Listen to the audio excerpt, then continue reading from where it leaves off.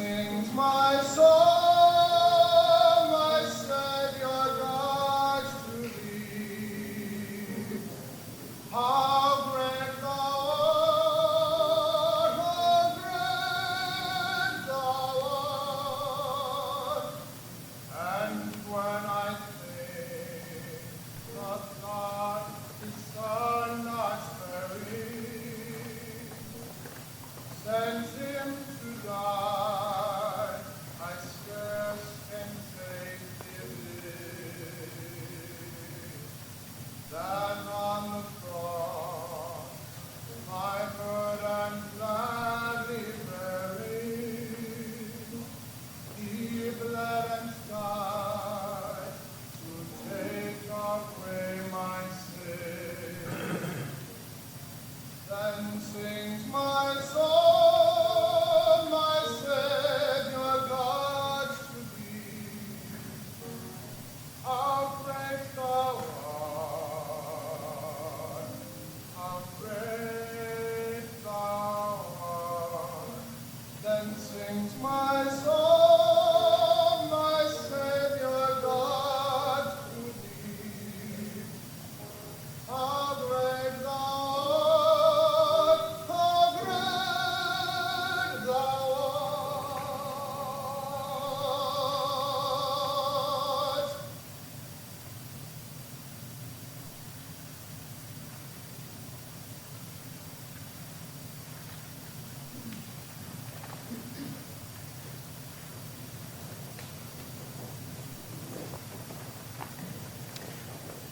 Good morning and welcome to this celebration of life for Nick.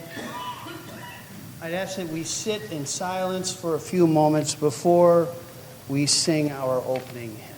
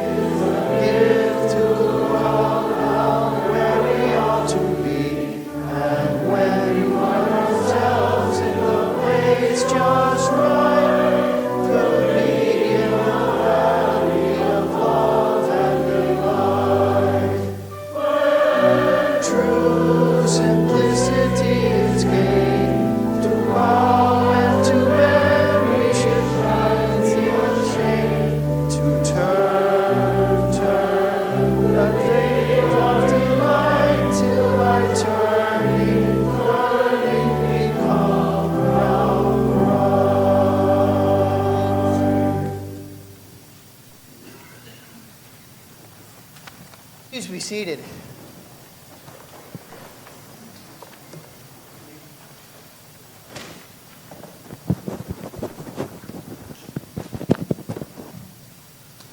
My name is John Rohde. I'm a priest and a friend of the family of Nick's. I want to thank you for attending and supporting these good brothers and sisters during their time of grief. These are eventful days, and they will remember that you showed up. So thank you for that. And I want to add, we are in a church, and I'm a priest, so some of this will be overtly Christian, I know that not everyone is from that tradition, so I want you to take what helps for you and let the other stuff go over your shoulders. We are from very, very different backgrounds here, my sisters and brothers. So thank you for being here.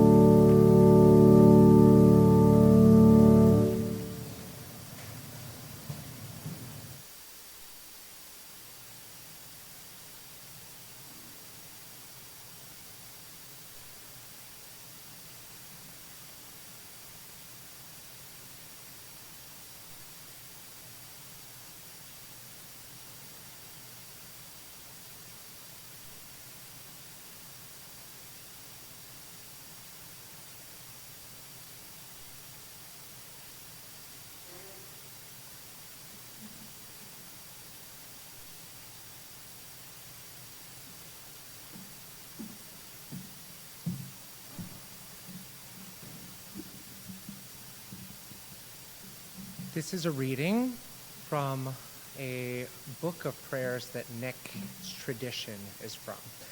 So here we are. Beloved ones, there is no death. What appears to us as death is really just the change of garments, just a withdrawing of the soul, the spirit, the withdrawing of the life energy of the individualized God self, that part of man made in the image and likeness of God. The real self is but released of this earthly habitat and free to enter the higher realms of beauty, harmony, and peace. Beloved Jesus referred to this immortality of life when he said, I am the resurrection and the life. I am the open door that no man can shut. You shall know the truth, and the truth shall make you free. I am the way, the truth, and the life. Lo, I am with you always. Think of this passing as a change into higher garments of life, bringing the individual greater freedom than was ever had on this earthly life. Therefore, let us not dwell on the feeling of personal loss, but let us substitute it for the feeling of gladness for the new opportunities which will be afforded his life stream.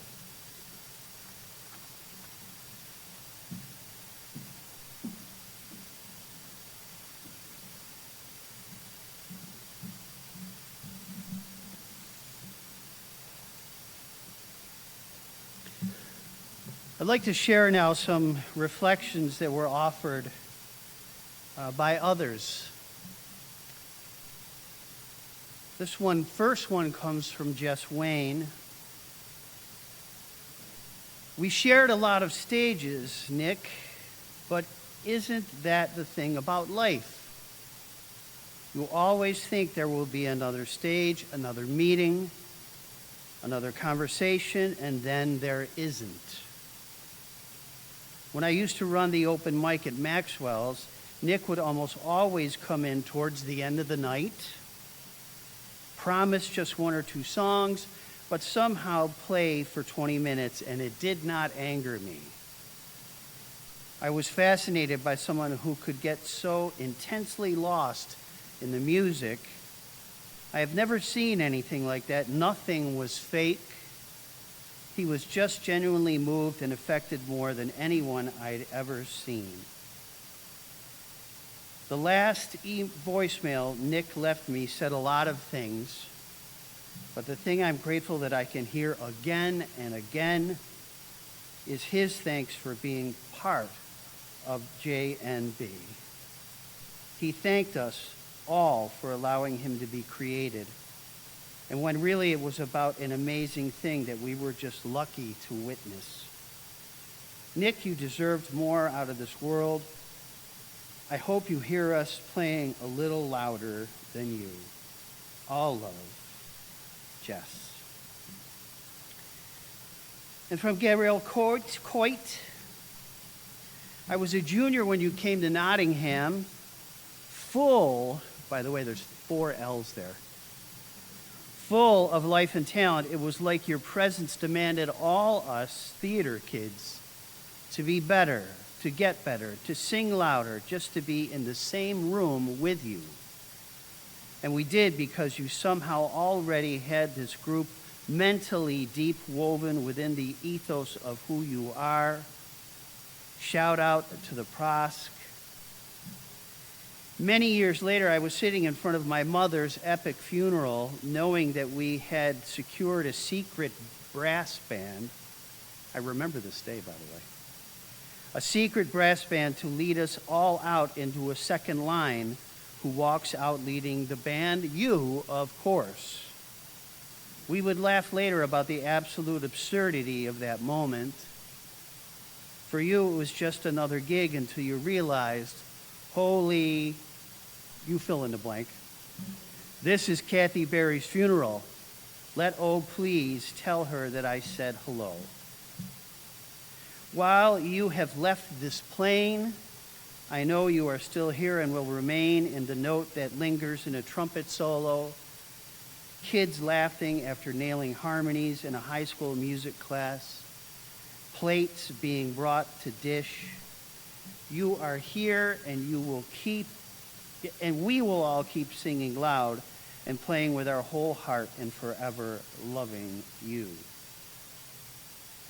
And this is a quote from Nick F. Listening is perhaps the most important thing you can do as a musician. When you listen with no intention of speaking, you learn perhaps the greatest of all lessons, that the world and everything in it is utterly beautiful.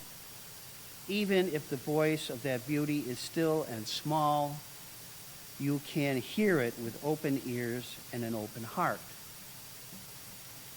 And this note comes from the Civic Morning Musicals.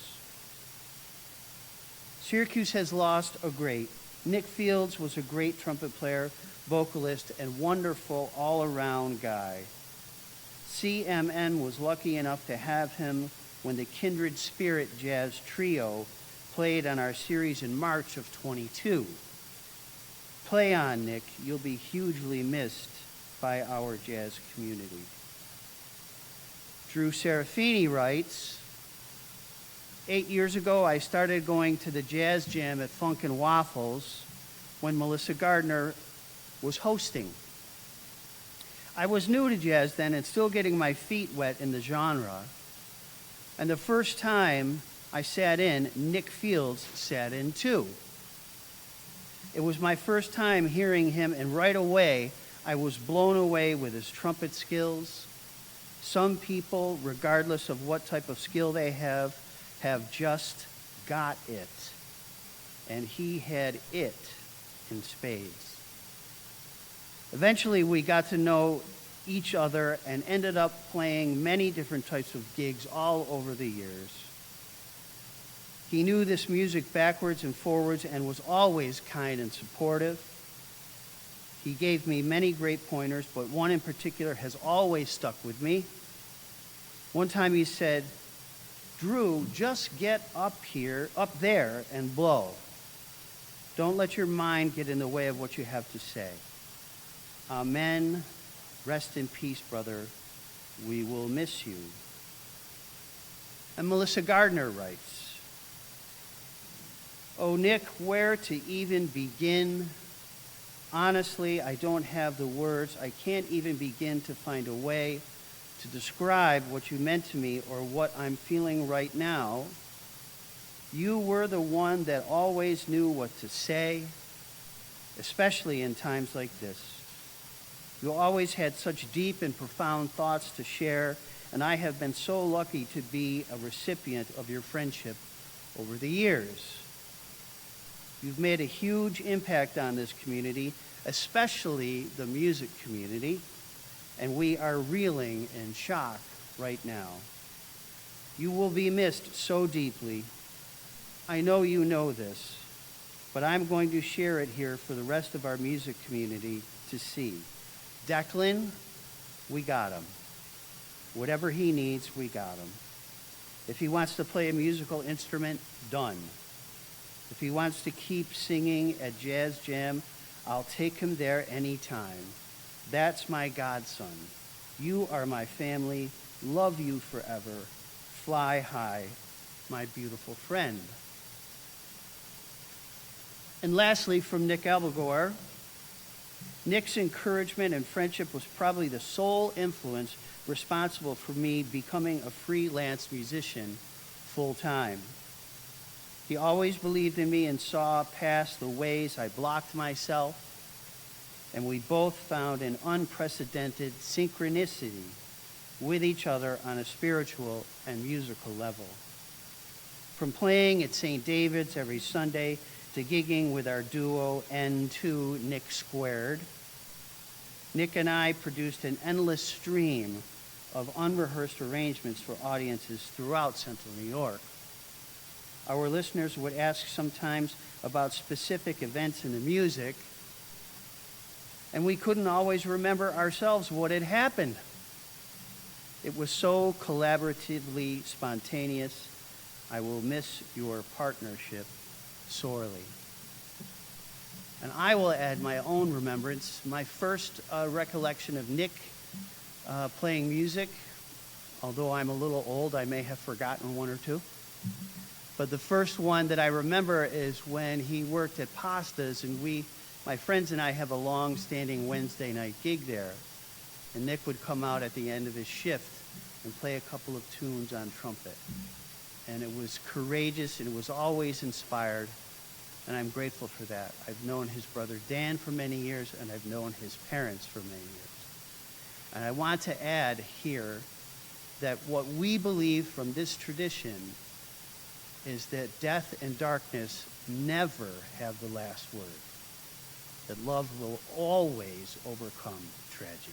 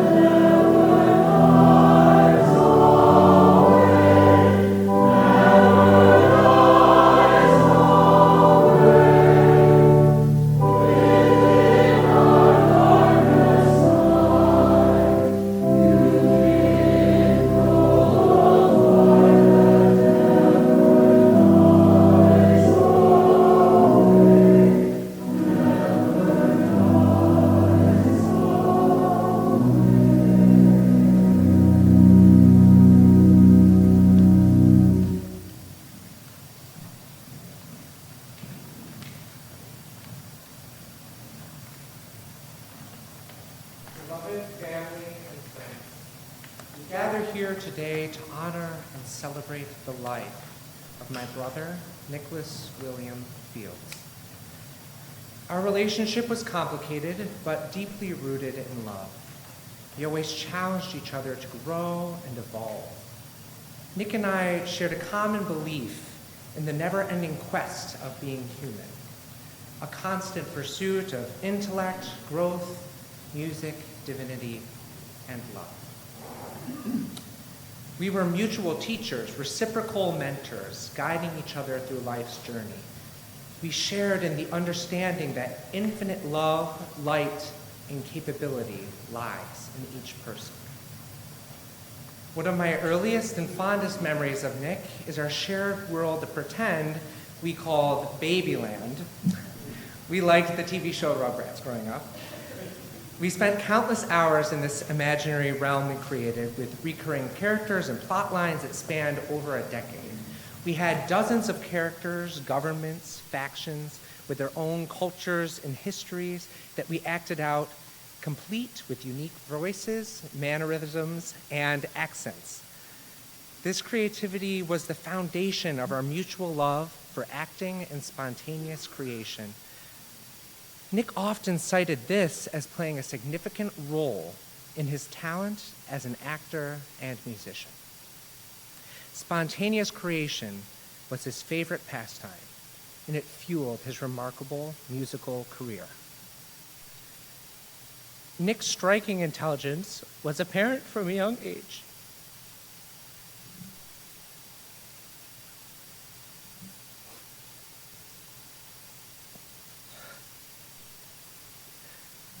I remember when he was about 9, instead of playing video games like many kids,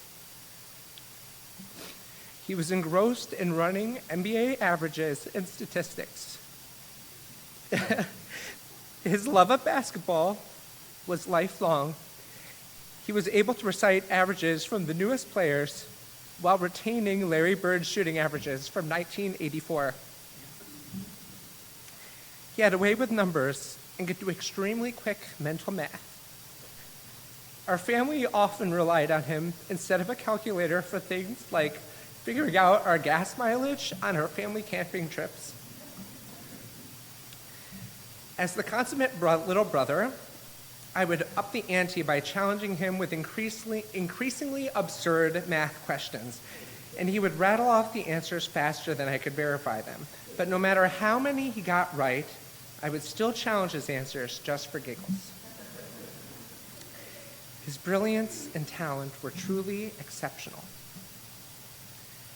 Nick was generous with his knowledge and always offered what he felt would contribute most to a person's growth. He wasn't afraid to speak his truth, no matter how unconventional his viewpoint. He offered love and saw the light in every person he met and was never beyond connecting with anybody, be it an unhoused person or a king.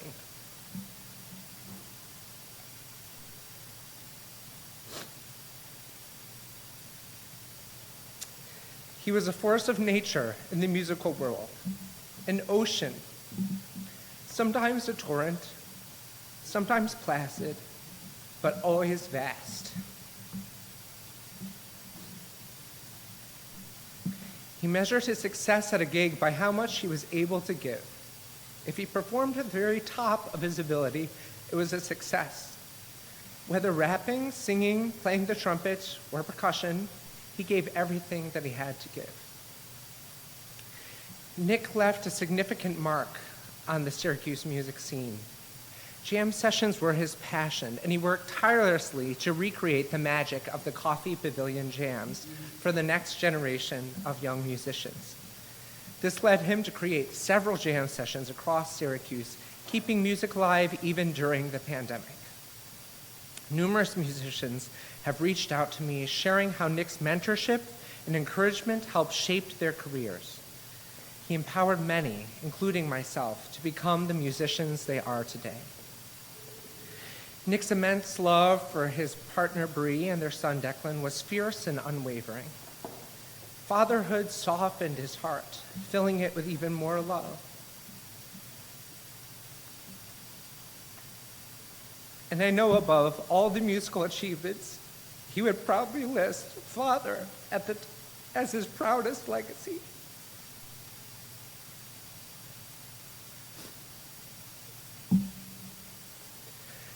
I am profoundly grateful for Nick and for Bree for bringing Declan into the world. Because of them, I have the opportunity to show up as a loving uncle. Declan is a bright light in our lives, and through him, Nick's spirit and legacy continues to shine. The loss of Nick at a young age is a profound sorrow that words can scarcely capture. His intelligence, potential, light, and love were boundless. And the void his absence creates is immense. It's complicated losing somebody so young, so unique, so bright. We all will experience grief in different ways. In anger, in sadness, in confusion, in tenderness, in grace. However we experience it, let it be infused with love and mutual support. I know now when I sing, I feel a drop of his essence, a spark of his light that continues to inspire and uplift me. And I hope that among all the emotions we may feel, that we amplify the spark of light that he saw within us, that we amplify this light in one another. I know Nick will continue on in the music of this community. He would want us to be the best musicians we can be while lending a hand to the next generation and being generous with our knowledge. He dreamed of creating a more beautiful and expressive world for all of us to live in. Nick, we see you as the light that you are, the love that you are, the educator that you are, the blessing that you are. And I will conclude with a poem that I wrote for Nick in honor of his memory. The soul of music ripples on the face of the earth. Time to time, a tide from tides breaks, a gleaming drop. A droplet of sound and light and stars and bright, bright something. A seamless garment that creates an unbroken shadow, an amazing something at once so bright and so dark. The vibrating drop that imparts its vibrance to all it touches. A drop of purple that changes the water lavender. The entire glass forever changed. You can add more water, but the purple cannot be removed. The entire glass is forever changed. Thank you for changing our world, Nick. Your impact will be felt continually. I love you dearly, as you have loved me limitlessly.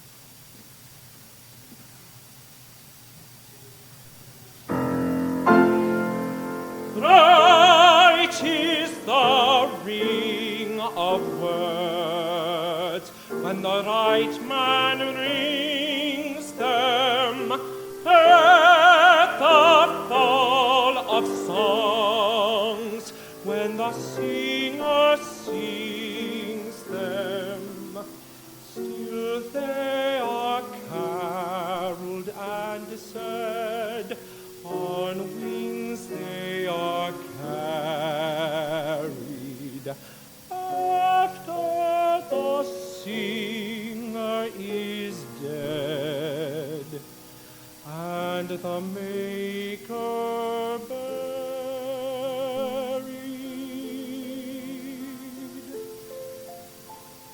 Lo, as the singer lies in a field of heather, songs of his fashion bring the swains together, and when the west is red with the sunset emerald,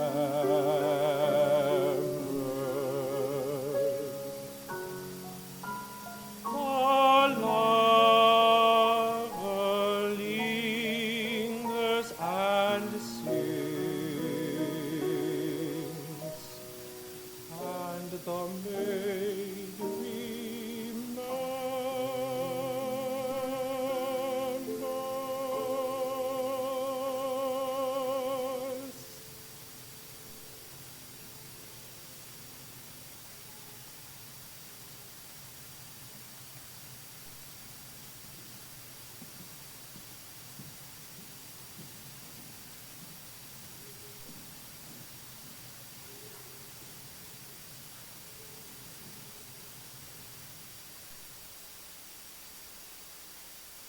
I have a couple of brief announcements to make.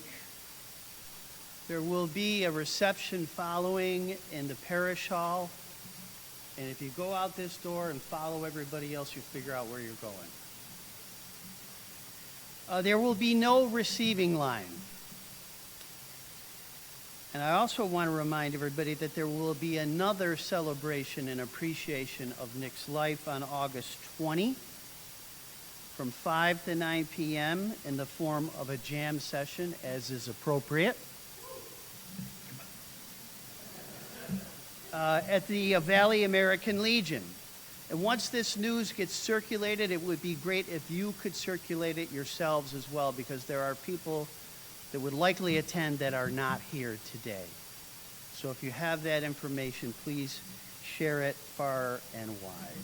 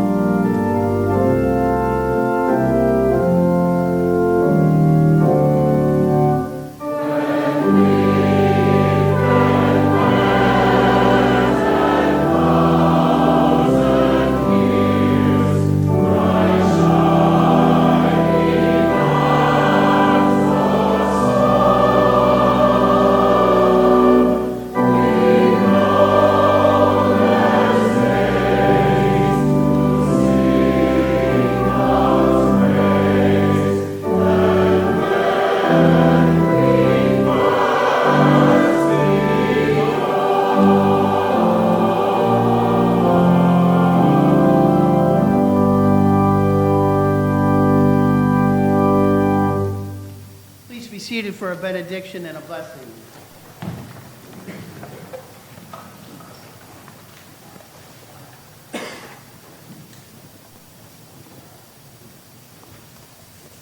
My sisters and brothers, life is short, and we have too little time to gladden the hearts of those who traveled away with us. So be swift to love, make haste to be kind. May you see the face of the divine in all that you meet, and may all that see you see the face of divine in you. And the blessing of the Creator, the Son, and the Holy Spirit be upon you and those you pray for, now and forever. Amen.